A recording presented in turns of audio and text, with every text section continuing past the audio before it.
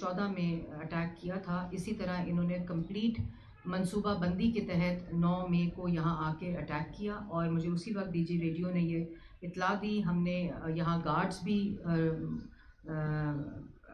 Allocate کیے، لیکن اتنا موب تھا اور ان کے پاس پیٹرول تھا. میں کانسٹنٹ اس میں تھی کوآرڈینیشن میں ود انفارمیشن منسٹر جو یہاں خیبر پختونخوا کے ہیں اور جو یہاں ضلع انتظامیہ ہے، لیکن پورے منصوبہ بندی کے ساتھ آئے تھے، ڈنڈے، پیٹرول اور ساتھ پورا اپنا انتظام کر کے آئے تھے. اور جب انہوں نے اس کو روکا اس وقت تو وہ بھاگ گئے 9 کو، لیکن صبح 10 تاریخ کو انہوں نے پراپر اٹیک کیا. اور جو آپ کے سامنے بلڈنگ بھی اس وقت نظر آ رہی ہے یہاں، پھر ہم نے ایف آئی آر کٹائی اسی دن 10 کو صبح ایف آئی آر کٹ گئی تھی.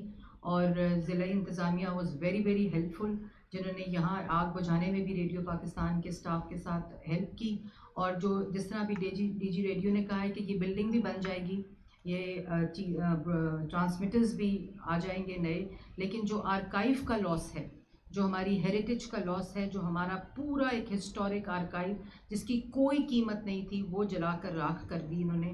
اور اس کا کوئی اسی طرح ہم نے جب پی ٹی وی پر اٹیک ہوا تھا تو ہم نے آرکائیوز کو ڈیجیٹل کر دیا تھا، اور ابھی یہی پروسیس ریڈیو پاکستان میں جاری تھا.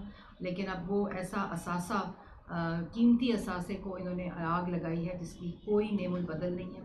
لیکن انشاءاللہ اللہ تعالیٰ کے فضل و کرم سے جیسے ابھی ایک اور بات ہوئی کہ پوری دنیا میں یہ میسج دیا کہ یہ ہم براڈ کاسٹر جو ہے، اور پھر انہوں نے ٹرانسمیشن کو ڈسرپٹ کرنے کی کوشش کی 10 کو. لیکن کافی یہ آپ کے سامنے 2 لوگ بھی بیٹھے ہیں، یہ بری طرح زخمی ہوئے اسی بلڈنگ کو بچاتے ہوئے.